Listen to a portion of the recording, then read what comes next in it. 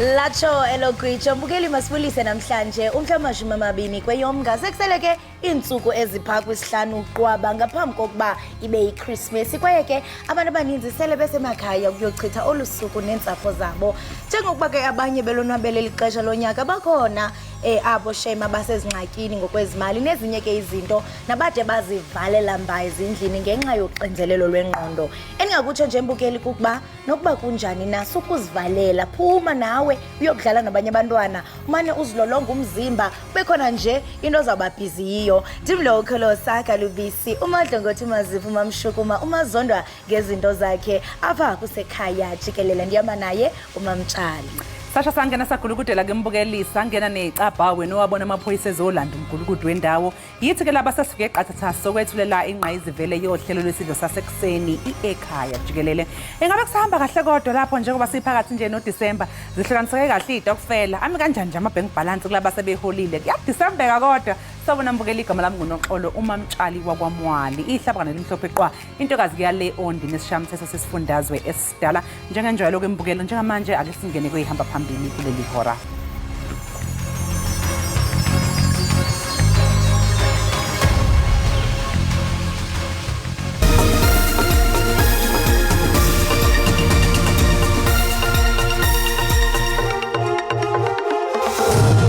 It worries me. People from Lesotho, from Eastern Cape, when they come to Northwest, they fight. Isebe lokhuseleko loluntu emntla-ntshona lithi amapolisa akuziphicana phantsi kweziphi na okanye kweziciko abo bandakanyaka kwisiganeko sokudutyulwa kubulawe abantu abalithoba kwindawo yogobityholo ePopon Molefe eRustenburg ubusuku bangomgqibelo. Most of our foreign tourists are here for vacation purposes, not business and studies. Umnyango wezokuvakasha kulelizwe uthi siyenyuka isibalo seyivakashi eyitheleka lapha eNingizimu Afrika ngalesi sikhathi samaholide asehlobo.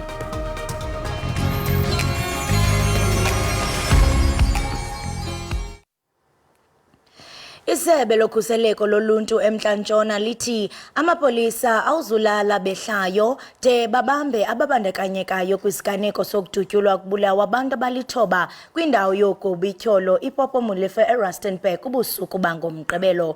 Ngokwengxelo yamapolisa kungene amadoda angaziwayo kwindlu yomnye wamaxhoba kusweleka abantu abasibhozo kwindawo yexhwayelo ze owethoba waqinisekiswa esibhedlele ukuba akasekho emhlabeni. Uluntu lusabambo ngezantsi kulandela isithwakumbe sokudutyulwa kwabantu kwindawo yogobityholo iPopon Molefe eRustenburg kusweleke abantu abalithoba konzakala uninzi omnye osindileyo kwesiselegu uthi usothukile.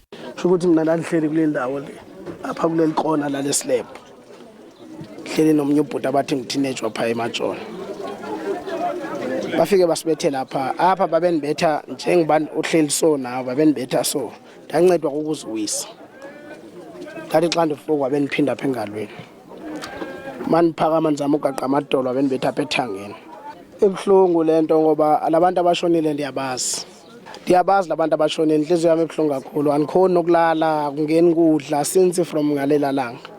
Abasemagunyeni bathi badibene neentsapho zamaxhoba baziqinisekisa ukuba abazokuphumla de kubanjwe abenzi bobubi. I met the police this morning, led by the brigadier and head of investigation. They brief us. They are on top of this matter. Soon, people will be arrested. Ojongene nokhuseleko loluntu kweliphondo lomntla-ntshona uthi esi siganeko sikhokelele kubeni umama ubekhulelwe aphulukane nosana lwakho olungekazalwa. Now, it worries me. People from Lesotho, from Eastern Cape, when they come to Northwest, they fight. Fight for what? We are told goats were stolen, shacks were burned. Now, this is a revenge. But this one is worse, it's horrible, where people are killed. Ukanti akukabanjwa mntu ngesi siganeko. Ngaphambi ke ukuthi singene kulolu daba olulandelayo umbukeli sifisa ukuxwayisa umbukeli ukuthi imininingwane eqokethwe kulolu daba ingasingehli kahle kwabasheshayo ukuzwela. Umphumela wokuhlolwa kwesidumbu ukhomba ukuthi uthisha uKirsten Clates wabe nenyanga ezine eyithwele ngesikhathi ebulawa. Lokhu kuhlaluke enkantolo yemantshi yase-Alexandra lapho kulalelwe khona isicelo sebheyili kaBafana Mahungela osolwa ngokubulala lo thisha. Lo msolwa oneminyaka engama-21 ubudala ubhekene namacala okuphanga okuhambisana nesihluku, ukudlwengula nokuhlela ukubulala. Kubenzima ukunyamezela kuyise wesihlanu okwanguyise womtyholwa. Elinye lamatyala ajambelene nawo umtyholwa aquka elokuxhaphaza ixhoba ngokwezesondo, kodwa ingxelo yokhakho intama ukuba udlwengulo zange lwenzeke. Gestational age is plus minus 14 weeks. What do you understand from that? I know you are not a medical student, and I'll tell you why. You showed pictures earlier. But you are not a medical student, but what do you understand from that? From my understanding of this is... You know genitalia? Genitalia? Yes. Isn't it like the insides or something of a woman? There are no injuries on? Like the private parts? Ixhoba lalinyanga zine likhulelwe. Umtyholwa ubikele inkundla ukuba wazikhulula njani impahla zaletitshalakazi. How did you get the shirt off her arms? Like it just pulled it up, like it went up, went right off. You need to set her up and pull it. No, it went right off, like from the back it went right off. Abatshutshisi batholela umfundi ungumtyholwa ngokuphepha imibuzo, into ekhokhelele ukungquzulwano lwamazwi phakathi kwamagqwetha ommangalelwa nabatshutshisi. That character, like yours, to be given bail. Like what do you mean? What do you mean my character? Listen, your character, I'm putting to you, that of a person who is not normal.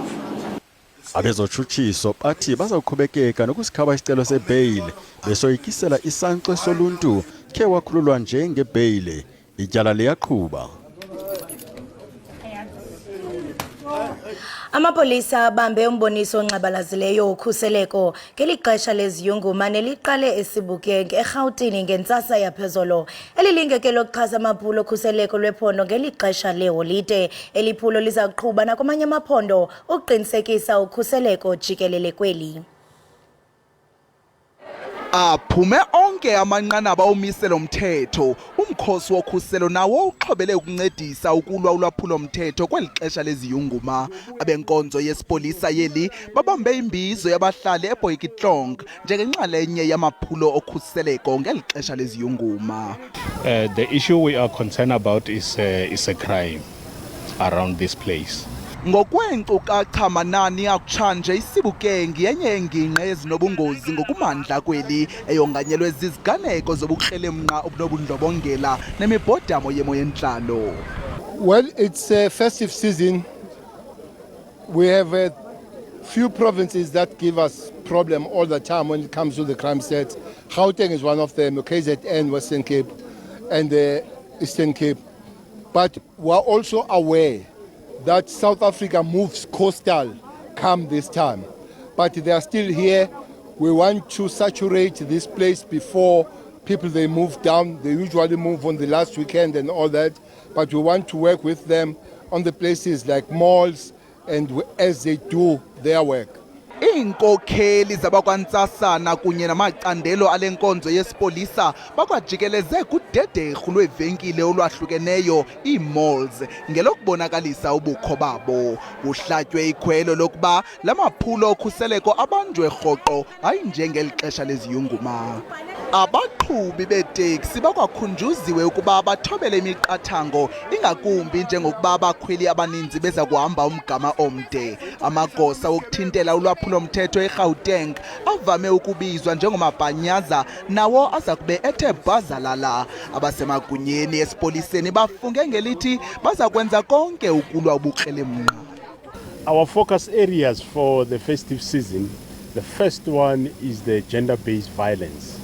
So what we are saying is our police, in all police stations, should treat the women that come there with dignity and respect and assist them. But also, we are focusing on those that committed gender-based violence and ran away. Ubundlobongela obusekelwe kwisini yeminye yemiba eza kuthatyathelwa ingqalelo ngokumandla kweli xesha leziyunguma. Kusenjalo uphiko lwamaphoyisa eWestern Cape lwemukele amaphoyisa amasha angaphezulu kwama600 azojutshwa edolobheni eKapa namaphethelo kulesi sikhathi samaholide okuphela konyaka. Umkhuzi wamaphoyisa esifundazweni uJenene uthembekile ephathekile uthi iningi lamaphoyisa lizojutshwa eindaweni eziyi12 okwande kakhulu kuzigameko zobugebengu. Abasemagunyeni bathi lamapolisa aza kutyalwa kwindawo ezili12 ezichongwe njengezona ndawo ziphambili kumasipala ombaxa weKapa. Namhlanje besilapha sizokwamkela amapolisa amatsha asemancinci asuka kuqeqesho lamapolisa.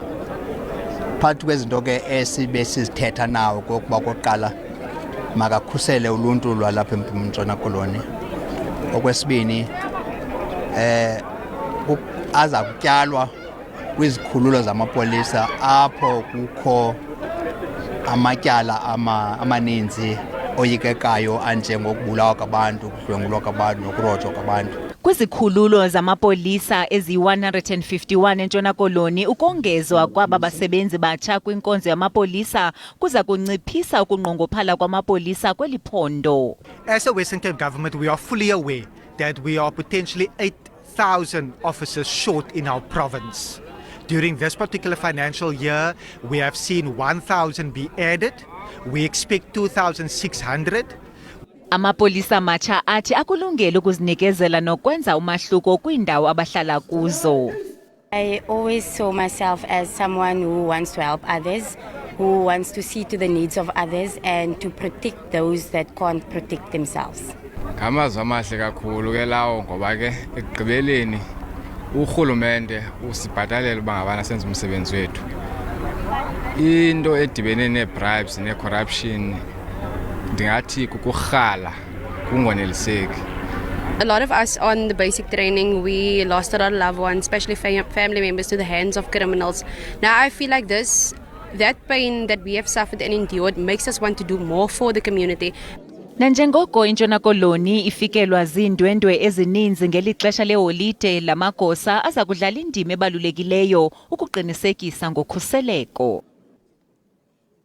Phantse ibe 2.6 million yabakhenkethi abangene kumazibuko eli uqala ngenyanga kaNovemba walonyaka. Okuke kudizwela iziko lenkcukacha manani phezolo. Ezi nkcukacha zibonisa ukuba kukho utshintsho oluncimisayo kwinyanga kaNovemba xa kuthelekiswa nonyaka ophelileyo. Kukwabonakala ukuba lehlile inani labemibeli abandwendwela amanye amazwe.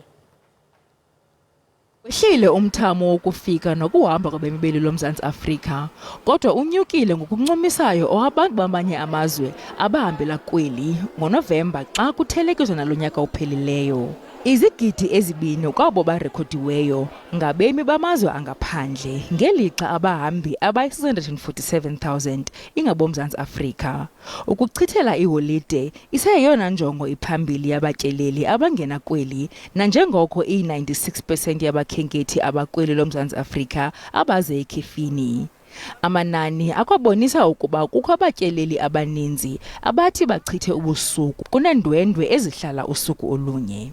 Most of our foreign tourists are here for vacation purposes, not business and studies, which is understandable because the numbers of students and those who are on business.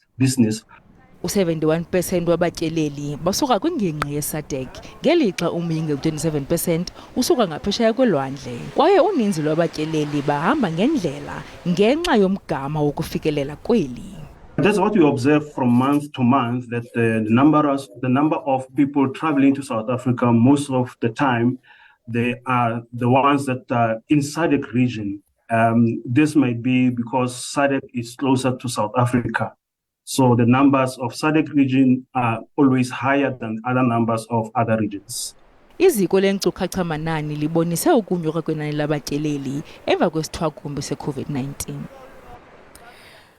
Umkhandlu-dolobha weTheku uthi nakuba lilokhu liguquka izinga lokungcola kwamanzi ngenxa yendle emabhishi aseThekwini, kepha ukhathazekile ngokuncipha kwesibalo seyivakashe izotheleka kuleli dolobha kulesi sikhathi samaholide asehlobo. Kubikwa-ke ukuthi angama-23 kwangama-27 amabhishi aseThekwini, kanti-ke ingxenye yey'ndawo zokubhukuda ama-swimming pool zona isavaliwe. Amabhishi aseThekwini adume ngobuhle nokufudumala alokhu ehehe njalo iy'nkumbi zabavakashi. Kepha-ke ibalo iguquguqukayo zobuzinga njalo lamanzi olwandle kwenza ukuthi lo masipala uvale amanye amabhishi okuholela ekutheni kube khona umthelelo omubi emabhizinisini agudle ulwandle. The residents are very wary of coming down to the beach, and it's sad because they don't know all the information. They see the results being published that the E. coli levels are really high, and immediately they decide they're not coming down to the beach. Imeya seThekwini uMxolisi Khawunda uthi angu-23 amabhishi kwangu-27 asebenzayo ethi isimo sangaphambilini sokungcola kolwandle ngeke siphazamise ezokuvakasha. Siyawavula wonke amabhishi ethu ama-result positive, and amaningi alawa avaliwe akuwona amabhishi okubhukuda. Akhona nje ambalwa kodwa amaningi akuwona okubhukuda. Ingakho kubalulekile ukuthi siqhubeke nohlelo lwenzalo ukulungisa inqalasizinda ngoba selitshala iy'thelo esizitshalile kulona seziyabonakala ukuthi sivele obala manje ukuthi umsebenzi esawenza makudlula iy'khukhula sewuqalile ukuthi ulethe imbiko emihle.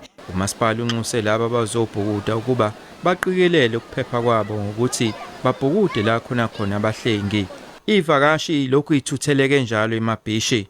Isimo samanzi siright njengokujwayelekile, akukho kutheni. Amanzi asolwandle afudumele, size nje sizoenjoya ama-holiday wethu. Iphathimandla zithi indawo zokubhukuda ingane zizovulwa kule mpelasonto. Ey'ndabeni za-SABC nginguvusi Khumalo eThekwini. Ake nawe mbukeli uba ngaba ufuna ukuphuma namhlanje uye elwandle uyoqubha qiniseka into yokubana uxhobisekile ngokuqikelelo lwemozulu rhabula ungafinci.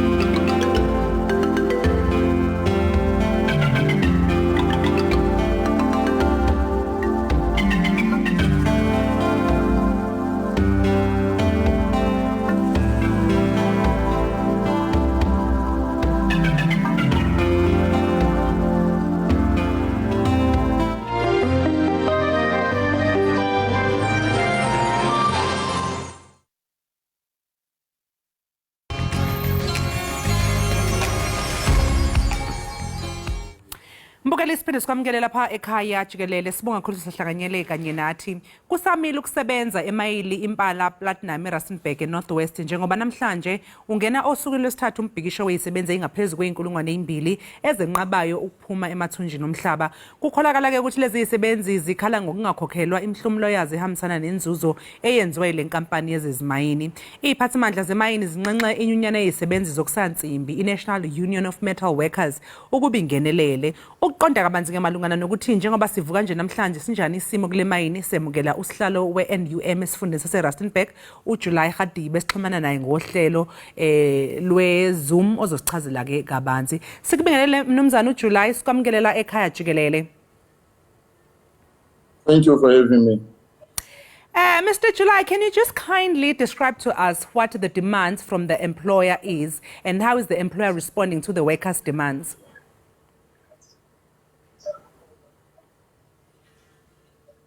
I'm struggling to hear you. Yes, Mr. July. No, I was just inquiring that can you please just describe to us what the workers are demanding and what the employer is responding to these demands? Okay, workers are demanding that they should be paid the outstanding amount of ESOP. They're also saying they should be paid their provident fund and pension fund because they've moved from one company to another company. They are also saying employees that were dismissed, they should be reinstated with immediate effect. And the employer, in terms of the demands that members are raising, they are very clear to say the status of the operation, which is the ongoing concern, they will not pay any provident funds and pension funds because the status of the company remains the same. It's only the shareholding that have changed. So in terms of the ESOPs, we did explain to our employees that our trust deed was intended to end on 2026.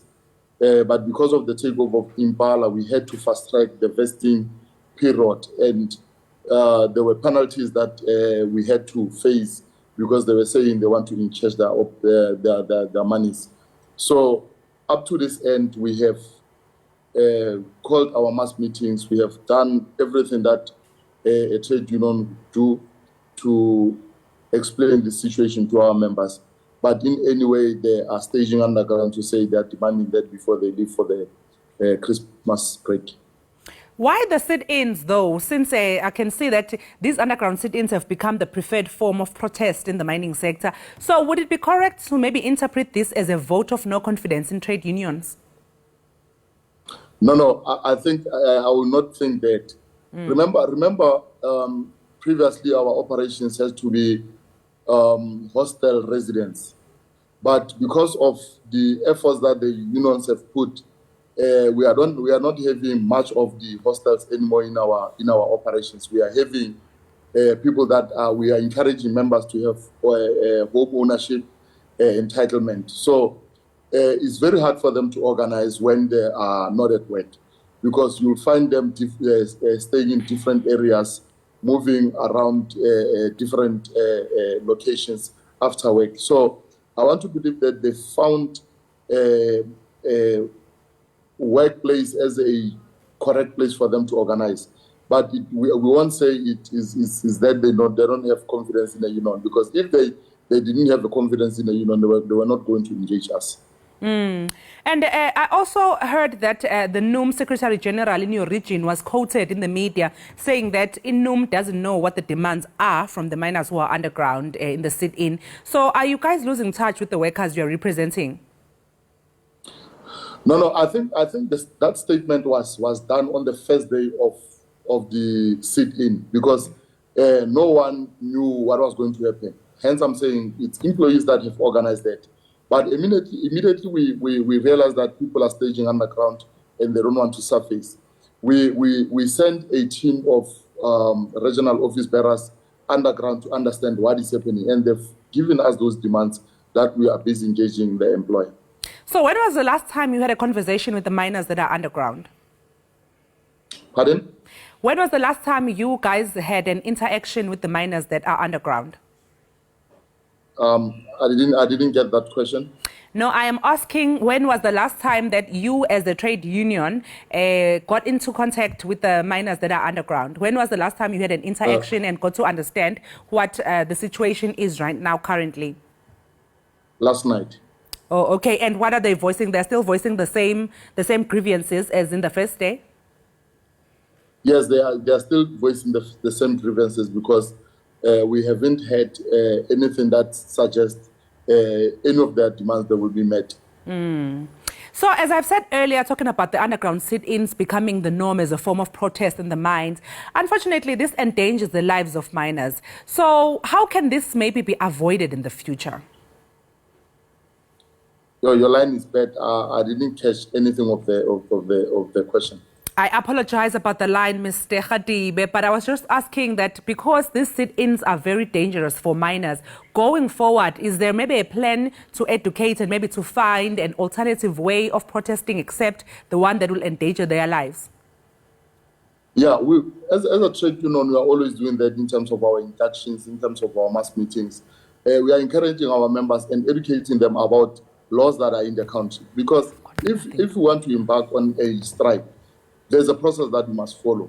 And they know of this, but you cannot then blame members for voicing their voice the way they want to voice it.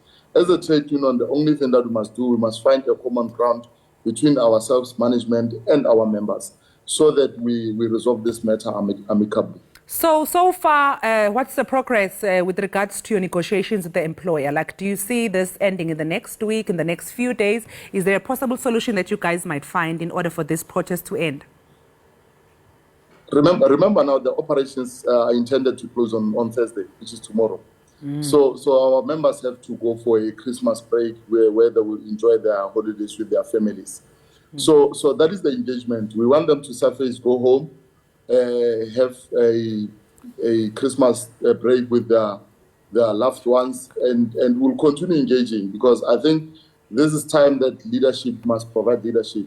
If it needs be that we will not take a break and continue engaging a company, so that come January when they come back, we are putting solutions on the table, we'll do that. So, Mr. Khadibe, with regards to these sit-ins and these demands that the workers have, in case, I'm just wondering that in case something happens, God forbid, let's say something were to happen underground, as they've been there for some time, and there's an accident that happens and some workers actually get injured or so, who will be liable for that? Like, as a union, what's your take on that? How would you tackle such a matter if it were to happen? Look, in terms of the emergency exit in any operation in Rustenburg, we've got a team called Proto Team. Hence, we are touching base with our members from time to time to understand as to what is happening. Because if you can remember last week when we had the very same sit-in in Bakubu, we negotiated that all people that are having chronic should surface. And in this case, we have also made that move to say, let people that are having chronic diseases to surface so that they can get treatment. But we haven't had anyone coming out to say I'm having a chronic. But we are having a standby emergency team that would attend to any emergency underground. With regards to the family, Mr. July, with regards to the families, like, do you see maybe families that are camped outside, maybe waiting for their loved ones? What's their stance? How do they feel about this? Are they supporting them to keep protesting underground, or maybe are they now hoping that they surface? No, I think under the normal circumstances, the first day of the sit-in, it will be normal that you support your loved ones. But the second day and the third day, you start asking yourself that I've had now 3 meals, I'm on surface. One of my loved ones are sitting on the ground without food and all that. So their family members, they want them to surface and let the union engage the company, because they've subscribed to a trade union for a reason. It's for us to sit around the table and discuss on their matters. Thank you so much, Mr. July Khadibe, for your time. We hope that you guys may find a solution to this problem so that the miners that are underground may surface and be reunited with their families. Thank you for your time. Thank you very much. Mbukelekelo besixoxisana naye uJuly Khadibe ngosihlalo wenyana ezisebenzi zokusantsimbi i-National Union of Metal Workers esifundeni ke sase-Rustenburg malungana nezisebenzi zasemayini eyinqabayo ukuphuma emathunjini omhlaba njengendlela yokubhikisha ukuze kuhlangatshezwane nezimfuno zayo. Uyasho ke naye ukuthi cha bayaxoxisana nomqashi ukuze bezokwazi ukuthola isisombululo kulokhu. Likhona ithimba elihlezi limile lilindile ukuthi mangathiwa khona ingozi evelayo bayokwazi ukuthi basizakale labantu abangaphansi emathunjini ke omhlaba. Uyasho ukuthi ke bayathemba ukuthi laba bantu bazokwazi ukuthi baphume ngaphansi komgodi bakwazi ukuphuma ngesikhathi samaholiday, bakwazi ukuchitha isikhathi samaholiday kanye nemndeni yabo. Sibonga kakhulu ke ngalowo ngxoxo sibe nayo okwamanje mbukeli sothi nje ke qhu ey'tolo siyabuya emva komzuzwana.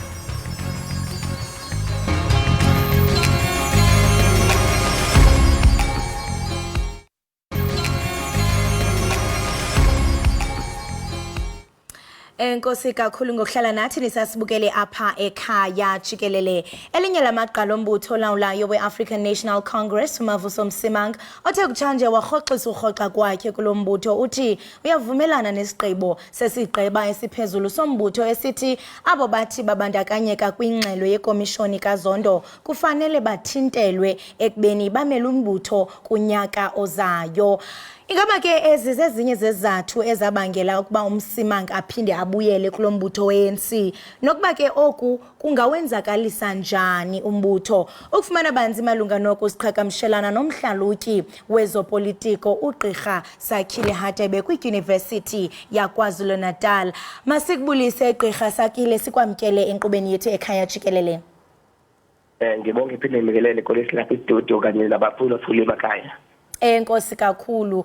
Ekukho amalungu aziwayo lombutho ANC achaphalazekayo kwingxelo zikaZondo aquka yena uGwede Mantashe naye uNomvula Mokonyane. Ingaba into ingawulimaza njani lombutho kunyulo lonyaka ozayo?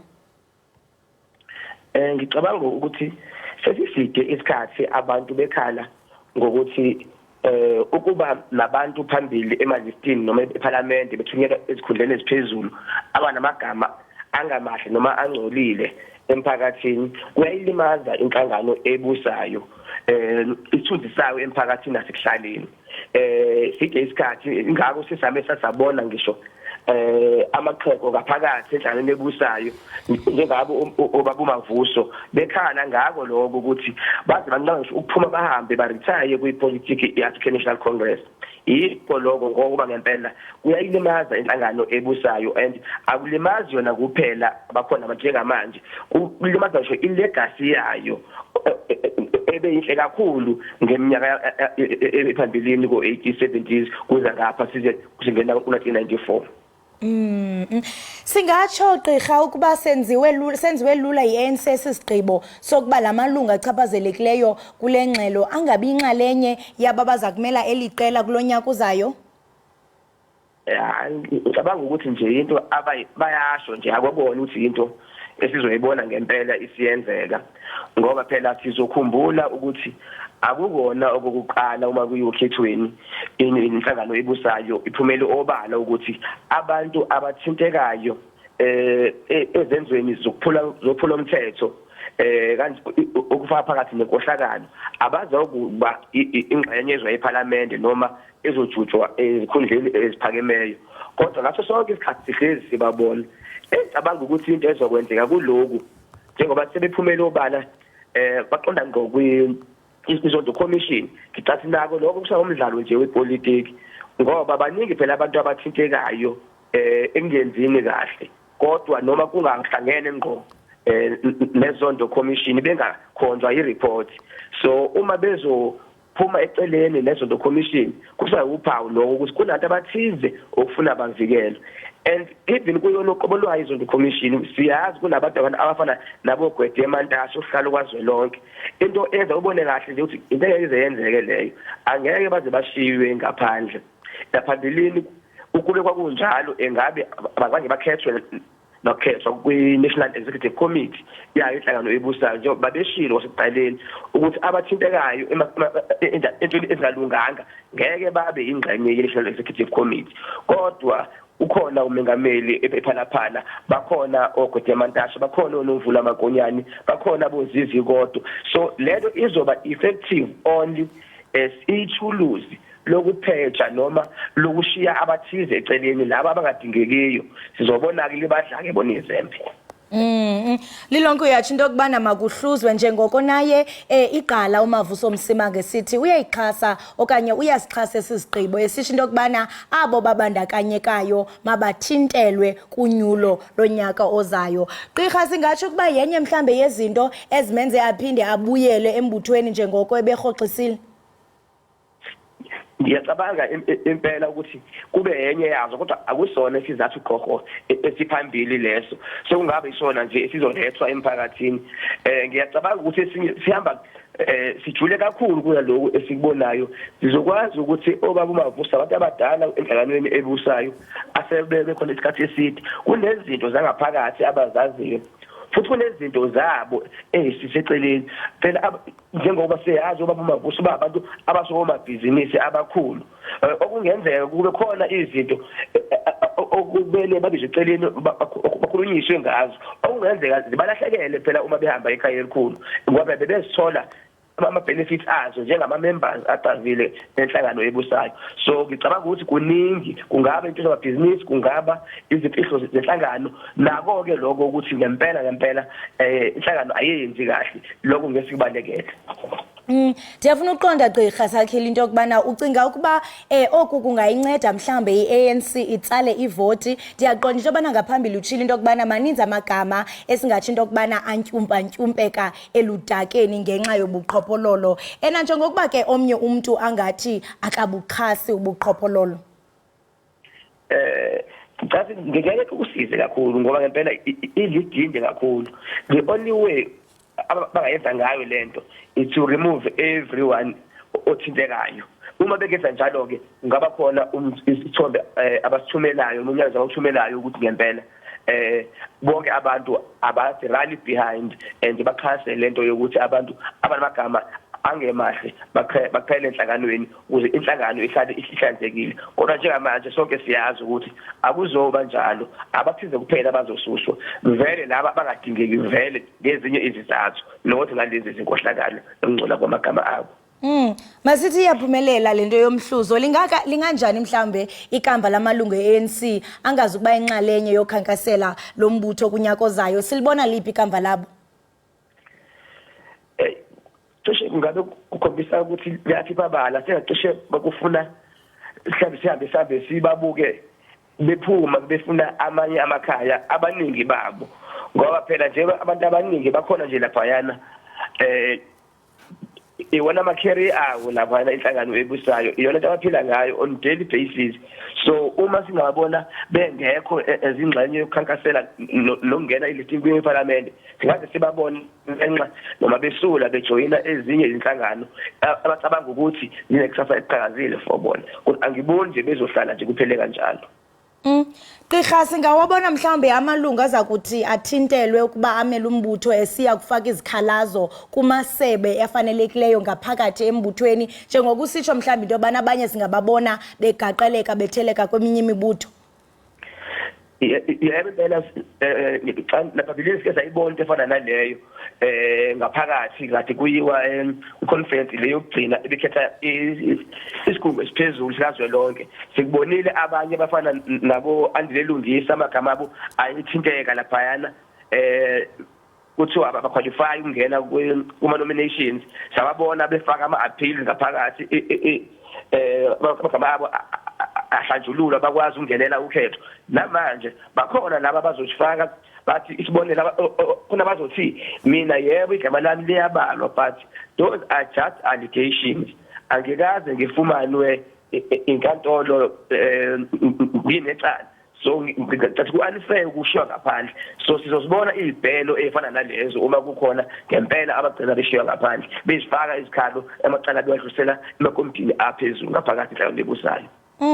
Uba ngaba gqirha ukhumbula kakuhle ku-resignation letter kaye eliqala uMsimang wayithetha into yokubana kule minyaka ephakathi kwalombutho kwaye sibona urhulumente osesihlalweni bekunzima into yokubana alungise ingxwabangxwaba ye-corruption. Ingaba oku kungazisa mhlawumbe umanyano okanye siza kubona iyantlukwano emandla phakathi kweli qela kwaye njengoko sijonge uvoto gqirha Sakhile ndiyaqathanda into yokubana usirhobisa into yokubana yintoni mhlawumbe abanothi bakuyenze uqinisekisa into yokubana babuyisela intembeko kuluntu abazawuvota.